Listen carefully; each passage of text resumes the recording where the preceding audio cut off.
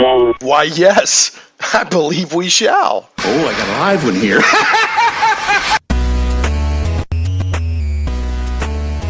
Getting geeky in Little Rock. It's Shane Plays Geek Talk, a journey into the things we love. I'm your host, Shane Stacks. Thanks so much for listening, whether you're listening live at 1 p.m. Central in the Little Rock, Central Arkansas area, or in the case of my guest, 8 p.m. France time on September 14th, 2019. Glad to have you. And if you're listening by podcast a few days after the live show broadcast or on Krypton Radio or YouTube and any other ways the show goes out, just so glad to have you. As a reminder, it's Geek Talk Radio. So it's like talk radio you've heard about all the different topics, sports, politics, religion, you name it.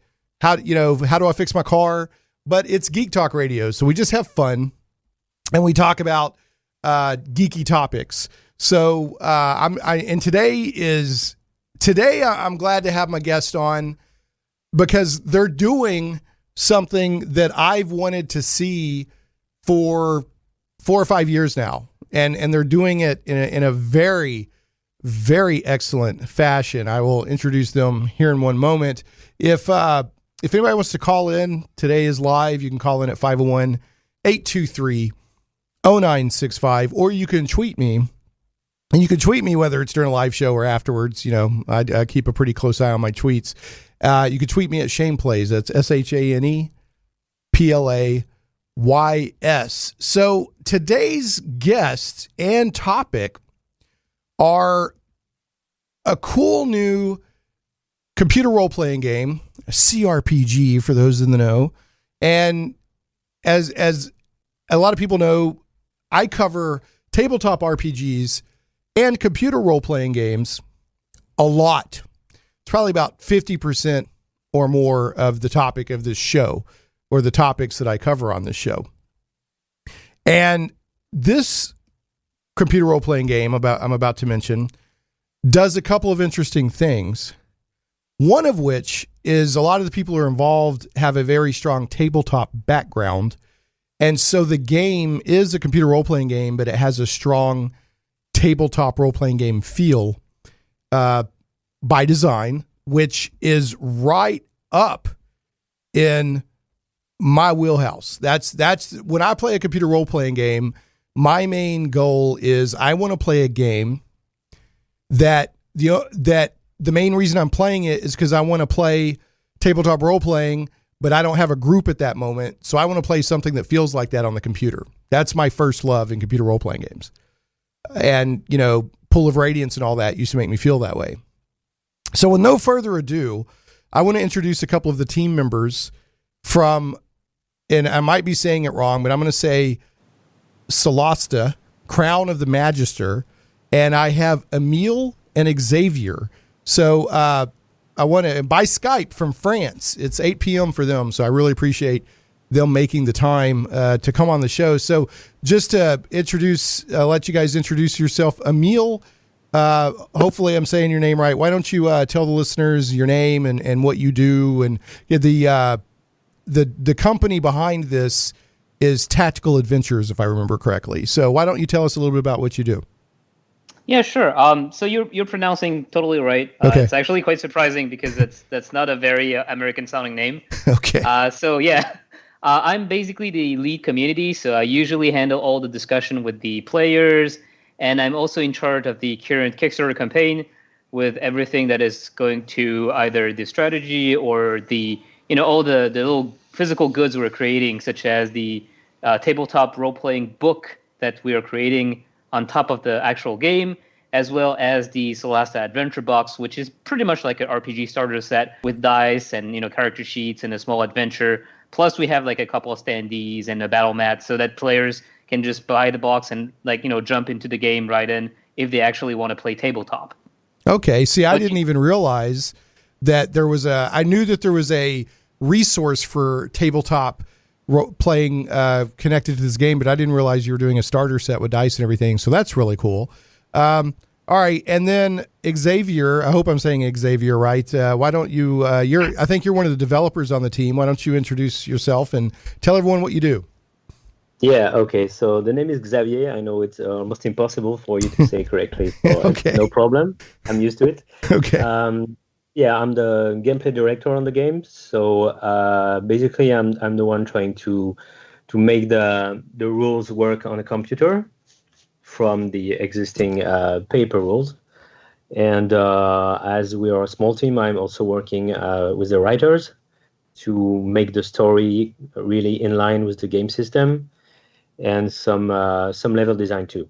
Oh, okay. Well, excellent. So I'm actually really interested to talk to you then. You're the perfect dev to be on this program because it always fascinates me how hard is it to convert a mathematical game engine and a set of rules that is intended to allow for open-ended imaginative gameplay to a computer game, which has limited, by default, you can't allow for absolutely everything.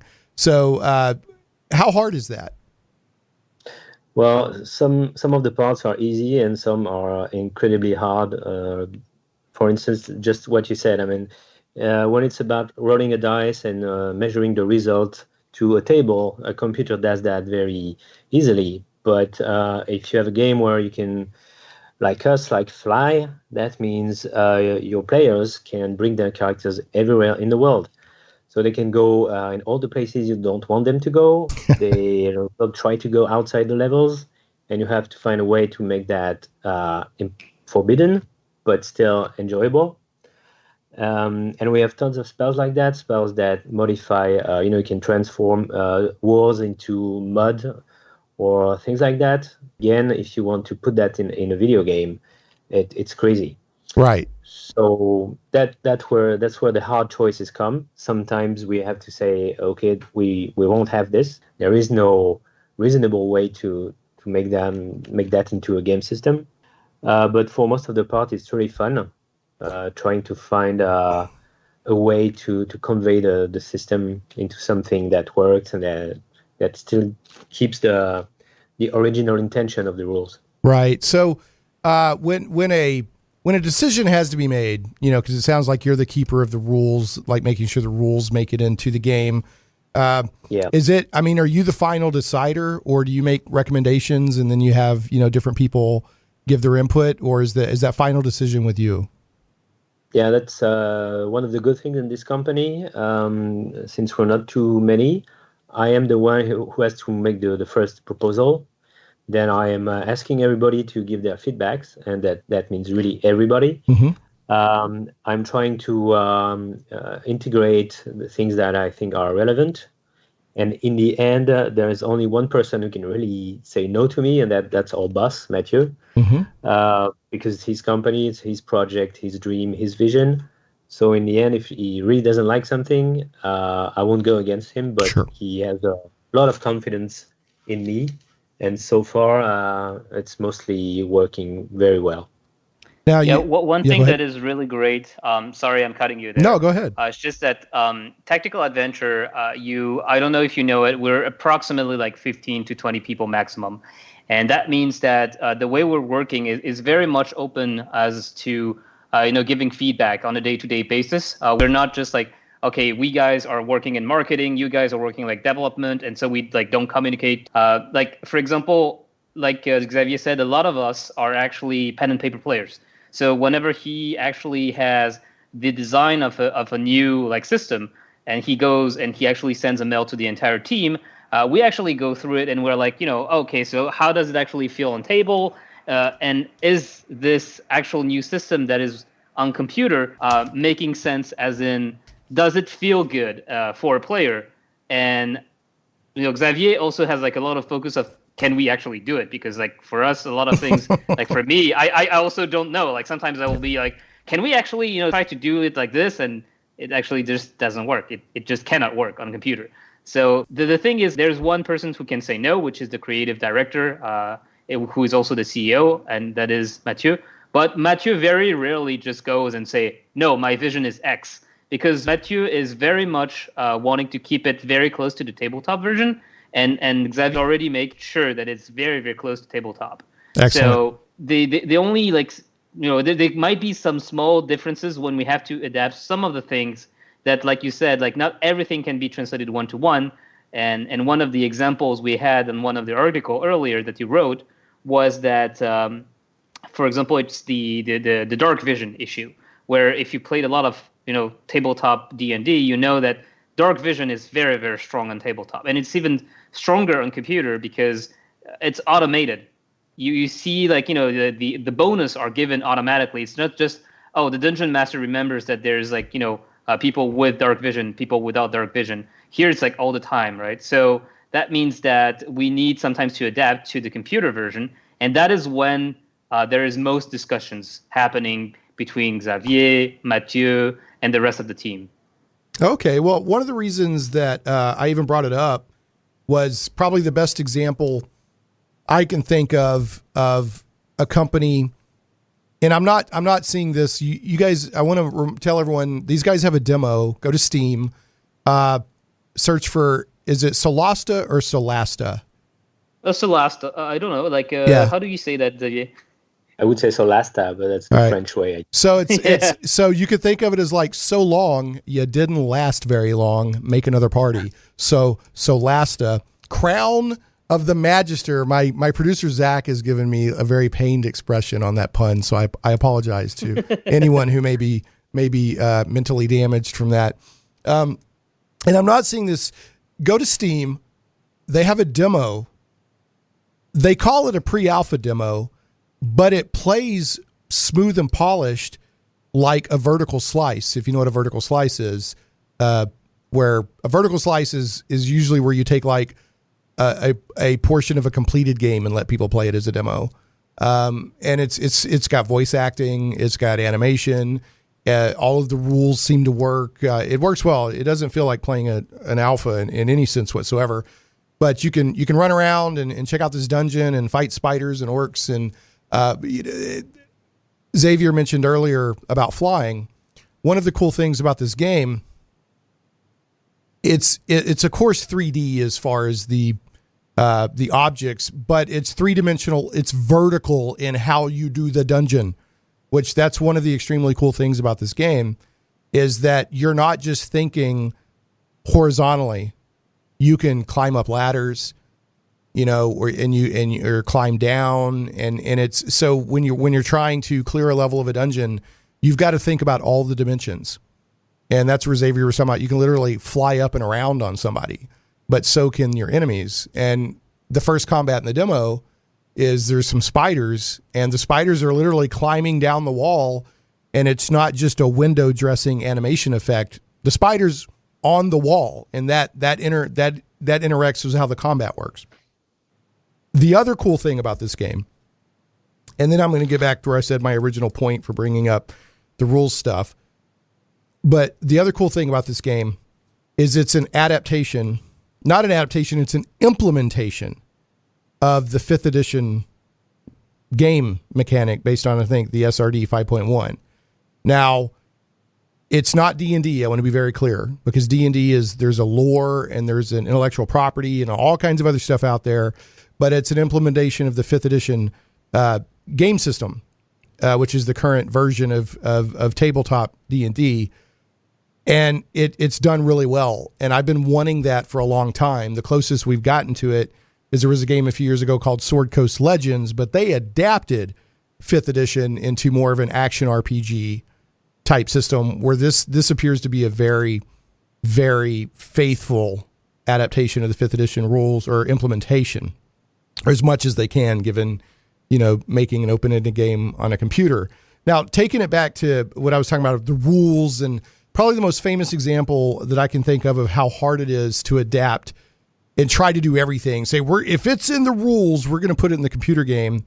I'm guessing Xavier and Emile, are both of you familiar with Troika's Temple of Elemental Evil?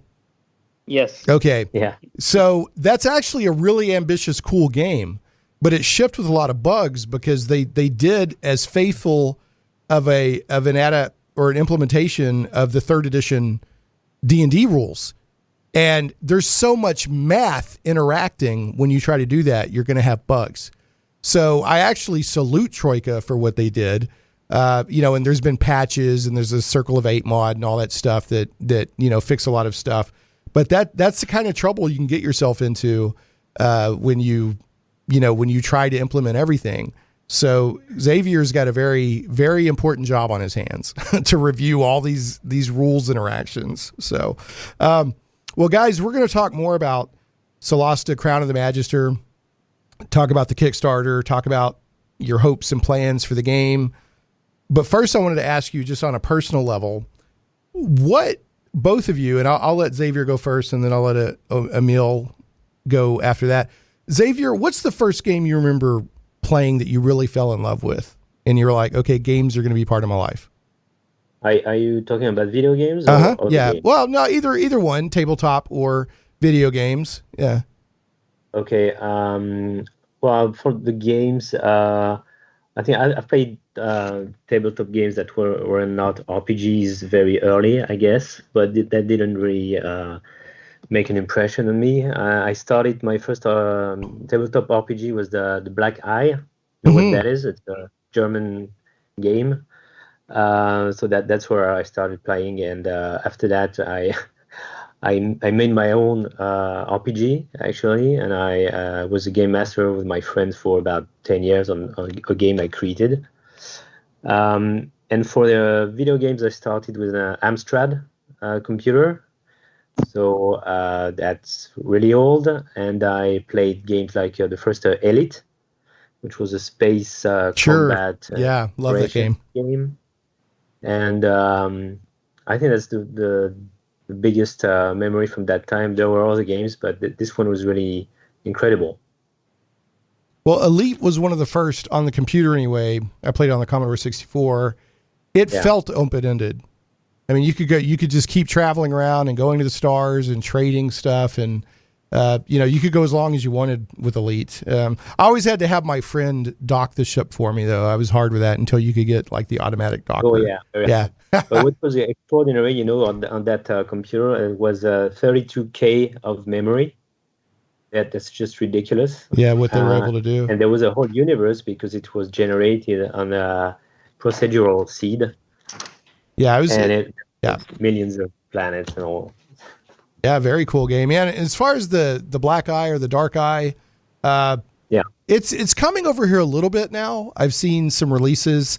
I haven't played it, but what I know of it, if it was like the most popular fantasy RPG in Europe or Germany for like a long time. And if I remember right, is it Realms of Arcadia? The computer game was based on the Dark Eye rule set, if I remember right. Yeah, I think Blackguard also is based on that. Okay. So, all right. Well, Emile, how about you? What's the first game you remember, like, where you just, not like, oh, this is kind of fun, but like you kind of fell in love with it? Well, I'm quite younger than Xavier, so like my first experience with games was when I was like 3 or 4. It was the Game Gear from like my nanny who was playing it, and to be honest, like the moment where I really started playing computer games and realizing like it's almost like an addiction. Like I really wanted to play games, and I would pester my mom's colleagues who would actually have those old CD-ROMs that you could borrow from them. And I think the first one was an RPG called Silver that was in 3D, and where you could control like the mouse, like the type of attack with the mouse movement, which like I was maybe 6 or something. So it was extremely hard for me. I would die to like whatever kind of like bats or anything that would just go by, and it would be super hard. But it's pretty much like the game that just set me up and said, okay, I just want to play more of that type of games. As for tabletop, I started actually when I was like 13 or something with just some kind of like homebrew stuff. We were just drawing on our like notepad at the time because we were getting bored in school. And then soon after, I actually noticed like 3.5, like D&D, the books, and I started like buying those. And from there on, I just started playing, and it's just basically a never-ending story based on that. Oh, cool. Yeah, no, I think that third edition 3.5 was a very strong edition of D&D, and it brought a lot of people into the game. And then of course, Pathfinder took the ball and ran with it with the OGL, and basically created D&D 3.75, which is Paizo is basically made a whole business out of adapting a version of D&D. So, and of course, for people that don't know out there, Pathfinder 2 is out now. Pathfinder 2nd edition. So I don't have much experience with it, but it sounds kind of neat what I know about it. All right. So let's talk a little bit. And Emile, I'll let you take this one.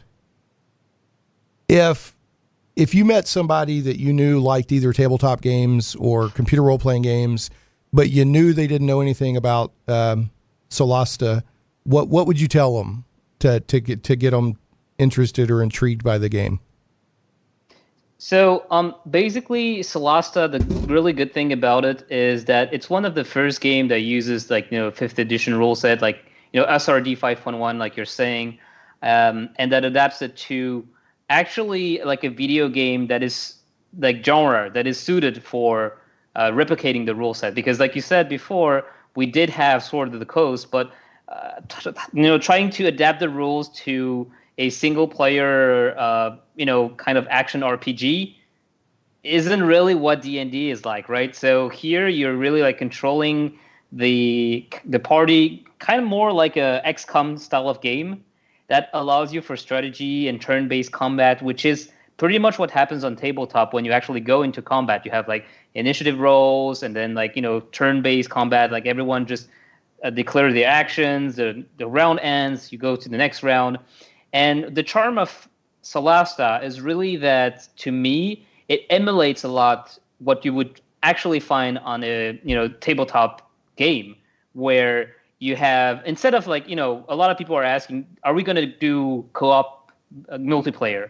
And we're not going to do that for the first project, Solasta Crown of the Magister, because multiplayer, even though a lot of people would like that, it is a huge investment, and we want to first make sure that we actually make a game that is really good in single player. And then maybe for later projects, we'll do multiplayer. But here on single player, you basically control the entire party. You're basically playing the entire party yourself. So you're not creating one hero with 3 henchmen, the more recent style of CRPG that comes out, like Divinity, where you have one hero and then you have companions that are already pre-generated. Here you just can create the 4 characters. And the 4 characters have the same importance, because when you play on tabletop, it's not one guy playing the hero and 3 other guys just playing henchmen, right? So that's it's a traditional, how it goes. It's a traditional party-based CRPG. Exactly. Yeah. Exactly. Right. No, and then that's great. There's now I'm speaking subjectively, my opinion. There's nothing at all wrong whatsoever with action RPGs or CRPGs that are co-op, or Neverwinter Nights, where you have your main hero and you have one companion following you around or something. There's nothing wrong with that. In fact, one of my favorite games of all time is the original Knights of the Old Republic, and that's where you had a main character and then you had companions. But what really scratches my itch usually is this. You give me and there's plenty of people out there that want this.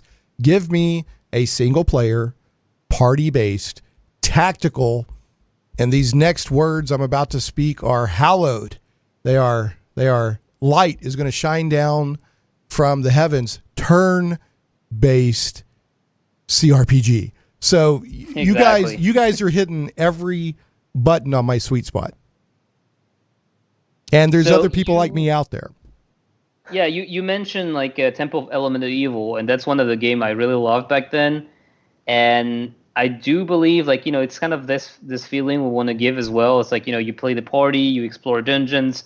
It's very much strategy, tactical gameplay, and you have to think about your actions. And it's just, since it's turn based, you can really take your time to think about it. You don't have to pause every 5 seconds because oh crap, my turn, this character just for some reason didn't take the right action, and he auto switches target to someone else because his target's already dead. And then you're like, what are you doing? Why are you over there? Yeah, yeah, I know.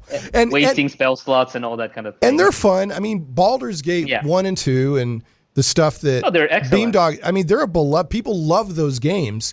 So it can work, but real time with pause has never been my preferred method of combat in an RPG, because like I said, or a CRPG, because I want it as close to a tabletop experience as I can get. But again, this is subjective, and I've played a lot of stuff that's real time with pause that is a great game, but the combat just doesn't feel like tabletop to me.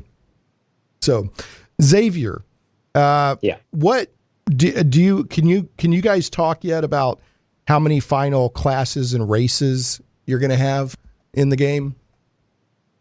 Not really. Okay. Well, no, Zach's looking at me. The game's still under development, so they can't. A lot of times they can't share stuff.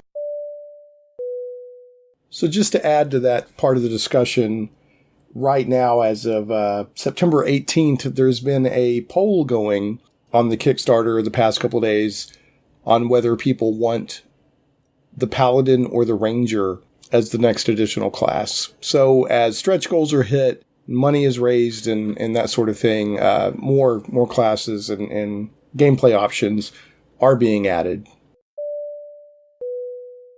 Well, which classes and races do we definitely know are in? I'll change the question. Well, we have those that are in the demo: the fighter, cleric, wizard, and rogue. And we have already 3 archetypes per class. So you can specialize your class. And so far, that's all we are 100% sure to have. We have the means to do more. But the question is, can we really invest on having more content rather than making better content? And it's the balance we have to find.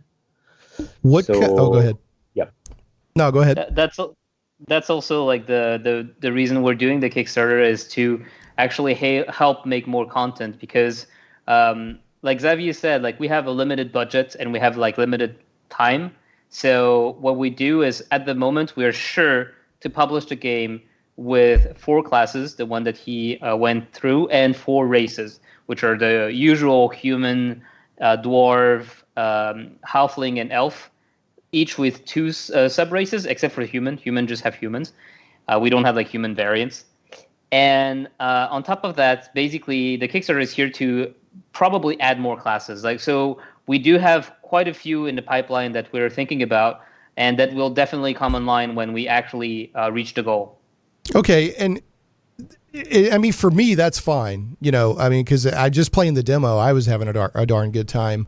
But going back to what Xavier was talking about, could you give us an example, one of the archetypes? Because I want to remind people that this is the 5th edition rule set, but it is not D&D. D&D is a copyrighted thing of its own. So you have the leeway to come up with different ways to flavor classes.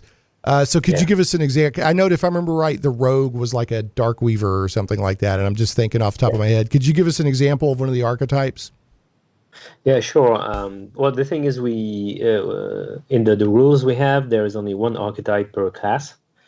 So we're using that one, and we wanted to add 2 of our own and make sure they would leverage everything that is specific to Solasta. And the Dark Weaver, for instance, he's a rogue, but he's specialized with everything vertical. So in the demo, he just has a small power that not everyone sees. He climbs much better than anyone else. And in the demo, there is not yet a system that allows you to try to climb very high and roll a die, and maybe fail. When that comes up, the Dark Weaver will be much better than others. And after that, he has powers to use verticality to his advantage, to deal more damage if he has the high ground, or surprise people and pull them to fall to their death, hopefully, and things like that. Okay. So that's one example. And another one, the fighter archetype, the Mountaineer, is also a fighter who is adapted to small areas for fighting. And something people noticed and thought it was a bug, I think it's not explained correctly enough in the game. This guy, he has an advantage when he has a shield and he has a wall in his back. He has a bonus to armor class. So that gives you a real tactical interest to place yourself close to a wall. And we're really trying to have stuff like that. Yeah, I noticed that icon when you get, so when you were moving a character or whatever, it would put a little shield or something next to a wall. Yeah. Now I interpreted that as like it was going to provide cover, but I'm guessing that is. No, that's it. Yeah. That's it. The Mountaineer has something on top of that. Okay. But there is a cover system which also comes from the rules. I think it's maybe a bit too weak as the rules describe it, because you get +2 to armor class behind cover, which is not bad, but it's not decisive. In other games like XCOM, when you're behind cover, it really makes a difference. That's one of the things we might be discussing with the fans, and maybe make it more powerful in Solasta, possibly. All right. Well, I want to remind people we're talking about Solasta, Crown of the Magister. It is on Kickstarter. It's Solasta. If you're listening to the show by podcast or on Krypton Radio or anything, I'll have it in the show notes. But as of today, September 14th, it goes through October 4th at 8 a.m. Central Time, which would be, 3 p.m. France time, I think, if I'm converting that right. And the goal is converting it into dollars. The goal is 200,000, and they're already at $126,000 with 19 days to go. So nothing's over till the lady sings, but you're on a great track. I know you're getting a lot of positive feedback. In fact, if I remember right, a couple of the critters from Critical Role featured your game in a stream a couple of nights ago, so that was really nice. I'm watching it just continually climb. I mean, I'm watching donations come in right now, and of course I donated the level because I want the tabletop goodies too. So I'm really excited about the whole thing. We're going to take a quick change of subject. I've got to do some show notes and talk with my engineer Zach real quick. And then we'll take a break, and when we come back, we'll get more into the game itself. And, obviously I'm asking questions and anything, but feel free to introduce anything you want into the conversation that you want to make sure, people would want to know about this game. And I just want to, stress again, the reason I'm personally excited about it, it's a great looking computer role-playing game. It's already super polished in the demo, which they're calling a pre-alpha demo, but it's super polished. It's what I'm seeing so far is it's a fantastic implementation of the 5th edition rule set. And it feels like a good, solid fantasy romp, which is I like. And it has these vertical dungeons. They're horizontal, but they're vertical too. And you really need to either play the demo or watch some gameplay to get what I'm talking about, because it adds a whole new, no pun intended, dimension to the tactics and the gameplay. But let me throw out some show notes here real quick, and then I'm gonna chat with my man Zach here, so that the head of my news team, Sal, it's not Sal, but his grandmother and her dog Muffin get upset with me when I don't chat with Zach. So we'll do that here in a second. Let's do that now. Zach, how the heck are you? I'm doing great. Okay. Well, as folks who listened last week remember, you possibly want to be a sports analyst. Mm-hmm. So I don't know if Emile and Xavier are into football or not. And I'm not talking about American football. I'm talking about footy. Yeah. All right. What we would barbarically call soccer. So here's your chance. And I never met anybody. I've lived in England and I spent a lot of time in Germany. And I've never met anybody who lived over there that didn't keep up with football. That's all I'm saying. Like, we don't understand how much people love football over in Europe. But do either of you guys, do y'all have a club you support? Yeah, kind of. I don't. Okay. Okay. I was trying to give Zach a chance to talk football.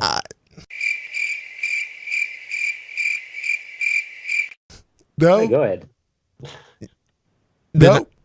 Okay, so there's no. All right, well that just went down like a lead balloon. Hey, if it doesn't almost go off the cliff, it's not Shane Plays. So all right, so neither of you, Emile or Zach, are football fans. That's fine. That's okay. I mean, I'm not either. I mean, sports ball to me is about the most boring thing. I'd rather watch paint dry, but a lot of people love it. So I try to give Zach a chance. Like I said, it depends on which football you're talking about. We're talking about football, the football that you actually kick with your foot. Why does American football, why do they call it football? I don't get it. Why does American baseball call it the World Series when it's only 2 teams from the U.S.? I don't get this. I don't understand. I'm trying to think globally here, Zach. So anyway, all right. I could talk you like your ears out on like esports and stuff, but like football or anything that is actually that doesn't work out for me. Okay, well, to try to salvage one small shred of something from this, do you ever watch like FIFA esports? Do they even have FIFA esports? I don't know. Probably.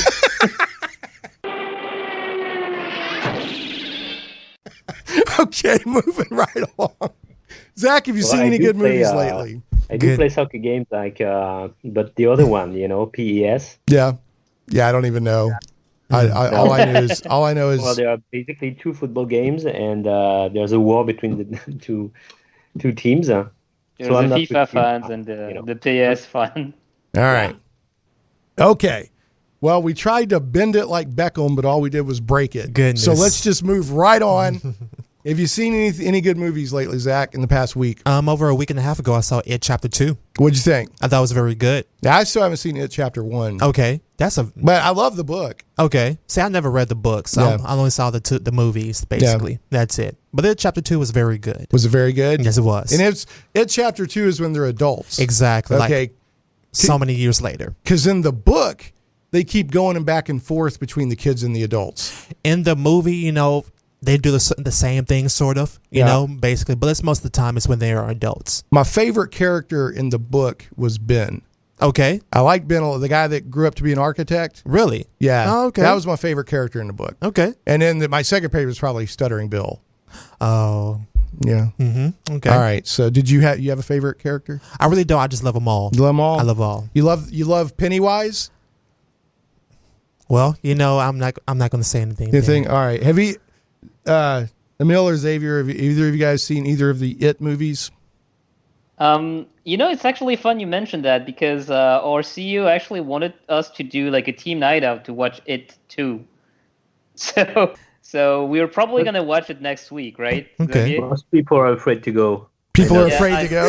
All right. Well, I hate horror movies. Don't take your children. No spoilers, Zach. No spoilers. Yeah, don't take your kids to It. There's probably people like, oh, it's got a clown in it. And they take their kid.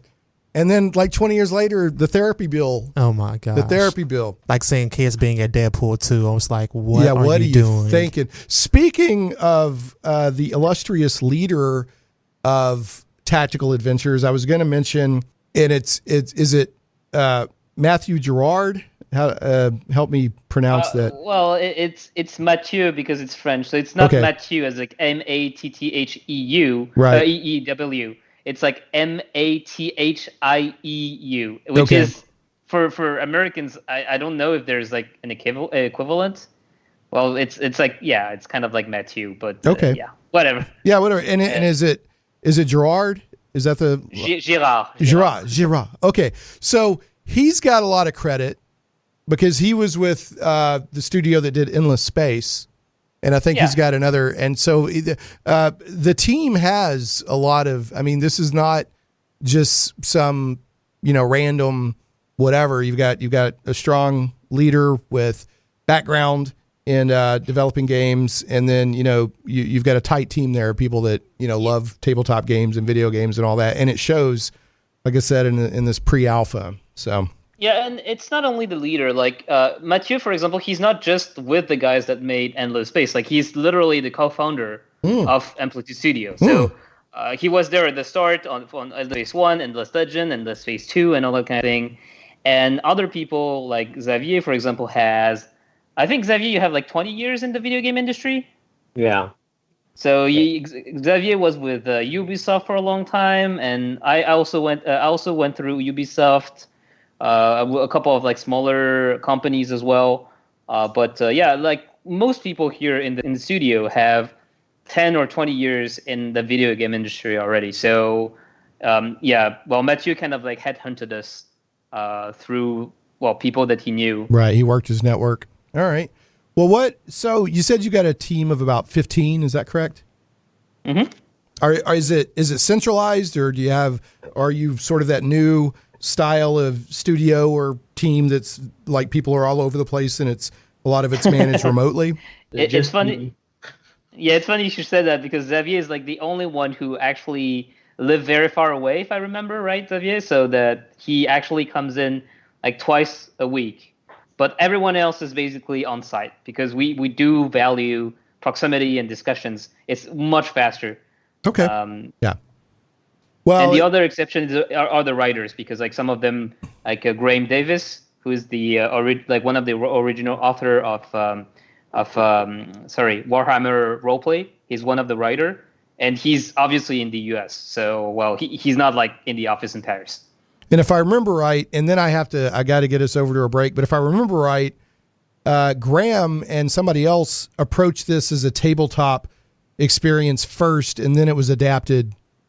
So the tabletop portion was fleshed out before the computer adaptation began. No. Okay. It was always like a computer project. Right, but I mean, it was like from what I'm reading the Kickstarter, if I remember right, like it was always intended to be a video game.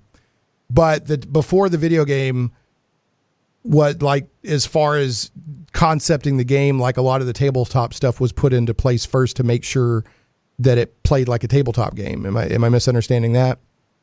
Xavier, do you have an insight on that? No, I think there's a misunderstanding. Oh, okay. All right. Fair enough. Actually, we asked Graham to help us after the project was launched. I see. What happened is we considered making when we decided to go with our own set of rules on top of the 5th edition. We thought it would be nice to have it on paper to let people play with it. And obviously, Graham was very enthusiastic with that, and he's working on that rule book we're making, so that everybody could enjoy what we've created for Solasta on tabletop. But that really came after.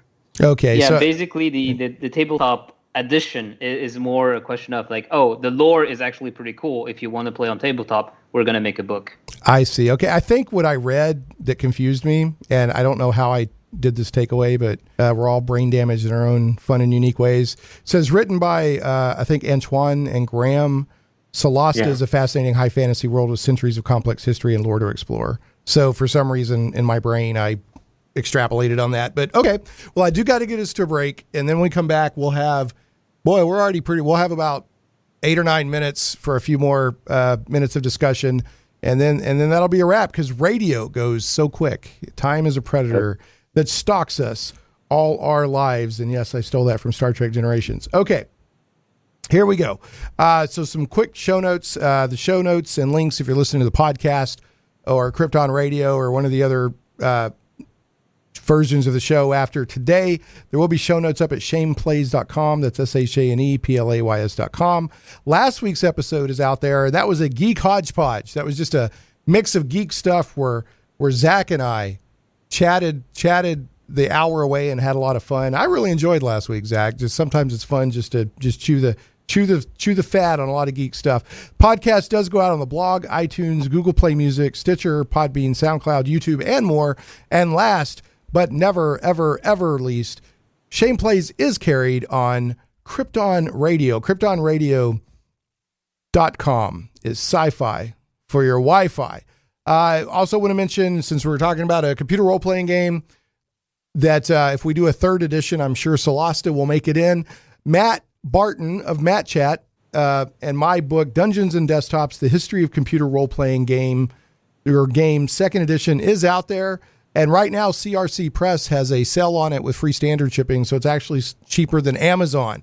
And it's a great book. The second edition was updated with 200 more pages of content and revisions. We talk a lot about the Kickstarter era, the Kickstarter renaissance in computer role-playing games and all of that. So go check it out. That's Dungeons and Desktops, The History of a Computer Role-Playing Game, second edition. Take us to a break, Zach. Comic book lovers, visit thewildstars.com today. From the mind of author and comic book industry expert Michael Tierney, it's not just a comic book, it's a comic book novel. The Wild Stars is sci-fi and so much more. Learn the explanations behind UFOs and space gods. This isn't the Twilight Zone. This is the region of the Milky Way galaxy known as the Wild Stars. We guarantee you've never read anything like it. The complete comic book novel took 20 years to tell, with one reviewer noting, the story of the Wild Stars stretches ambitiously across space and time, from small-town murders to the destruction of planets, with every event given multiple layers of meaning. If you haven't read The Wild Stars, you're missing out. Visit thewildstars.com today. Are you a fan of thrilling adventure, daring suspense, and just a touch of romance?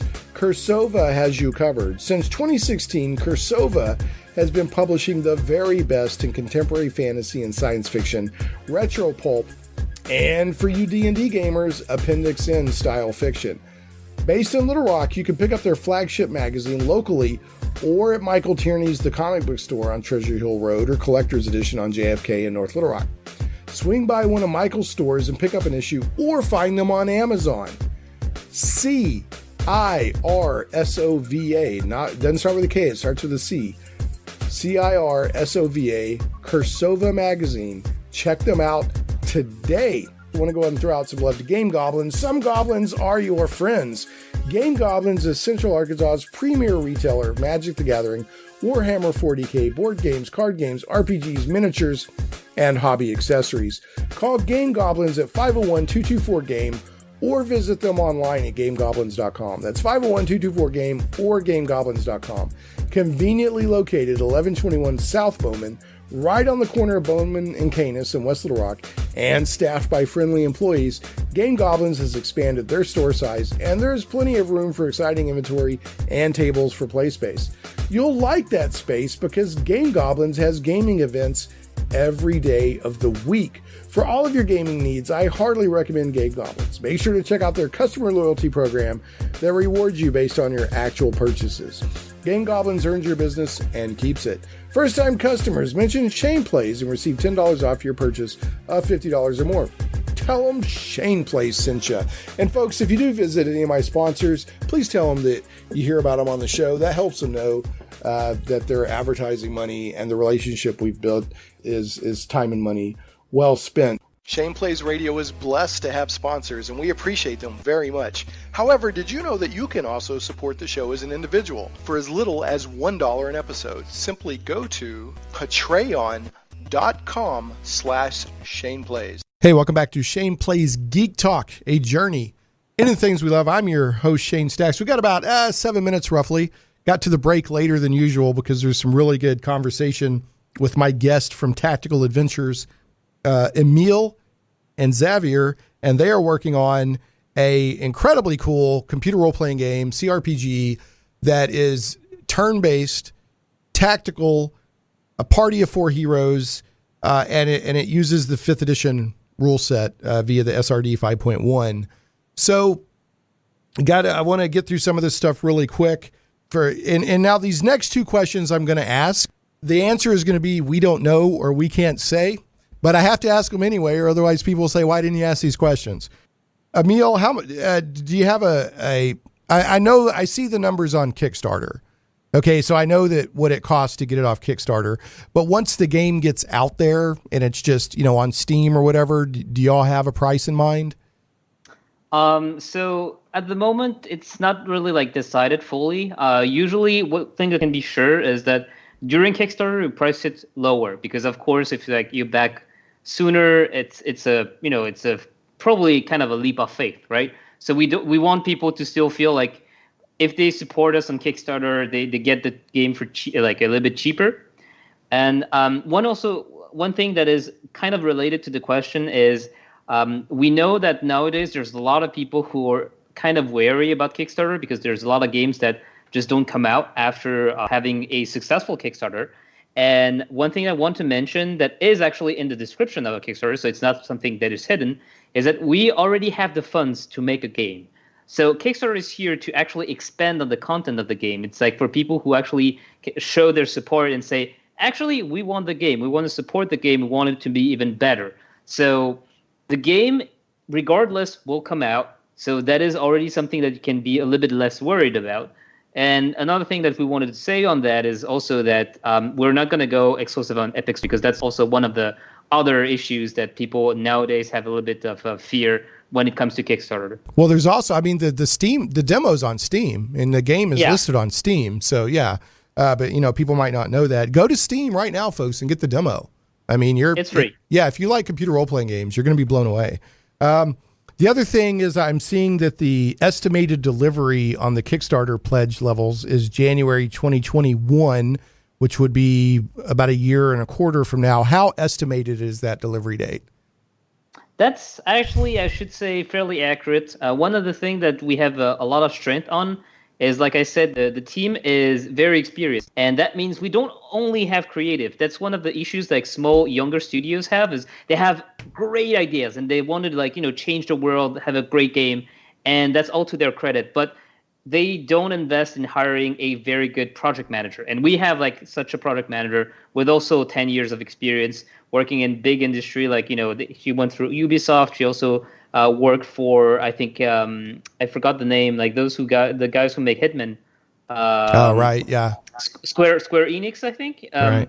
So, you know, she has a lot of experience and she already mapped the entire project so that we know, okay, January 2021 is the goal. And we have all the steps that are really, really, you know, clear. So we know where we're going and we know like where we should be at every single step. All right, so I've just got a couple of minutes here, but yeah, it sounds like that. I've got 3 minutes. It sounds like that if project manager was a class, her archetype is scope creep smiter because every project scope creep gets you. Wouldn't it be cool if we could? Okay, so I got a couple of questions for Xavier. Yeah. What can you share? What engine the game's being built in? Well, we're using Unity, and it's the game engine itself, the software. It's developed by us. Okay, so actually, you got a Magister started it. Okay, he did the architecture of the project. It was already a very strong statement the way he's been making the game by himself, so that it would be easy for us to implement rules and add classes and races and stuff like that. That's why I said we can do it. Right, just need the budget engineered and time. So that is possible. Okay. So yeah. Well, that's cool. So it's using Unity, but a custom tool on top of that. Now, did you find, and I've got to make this answer quick, I apologize, but did you find that 5e's advantage, disadvantage mechanic, does that make making a game like this easier because you're not having to deal with 8 billion different modifiers? You know, because we're using Unity? Yeah. Or I think actually it was my first project with Unity. But from what I'm seeing is pretty well adapted to this kind of game. Okay. I mostly made games with engines made for shooters and action games. And when you try and do an RPG or something with an engine like that is known to produce very good graphics, but the engine under the hood is not at all structured for that, it's maybe not the best choice. Okay, yeah, because one of the things that I like running 5e as a DM is that you had to keep up with, well, I've got 5 plus modifiers and I have 3 negative modifiers, and advantage and disadvantage is just streamlines so much of that, you know, without making it like rules light or anything like that. Okay, guys, I got to wrap us up. Folks, it's Solasta, Crown of the Magister. Thanks so much to Emile and Xavier from the Tactical Adventures team for making themselves available on their Saturday evening in France. Guys, I have to do this to you. I have a tradition. I always end the show with a bad joke of the week. So if you take mental damages from this, my lawyer will make it so I can't be found. Okay, here we go. No problem. Why shouldn't you write with a broken pencil? I guess I won't find this one. Yeah, because it's pointless. Oh, That's the correct response.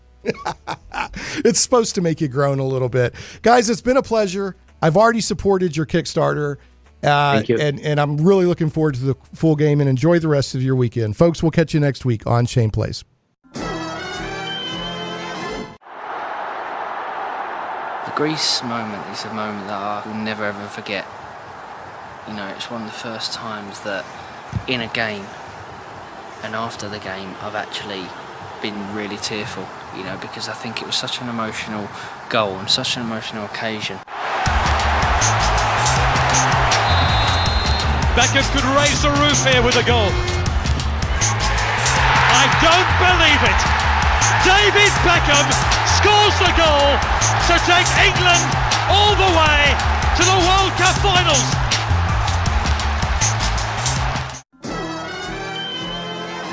Shane Plays Radio is blessed to have sponsors, and we appreciate them very much. However, did you know that you can also support the show as an individual for as little as $1 an episode? Simply go to patreon.com/ShanePlays.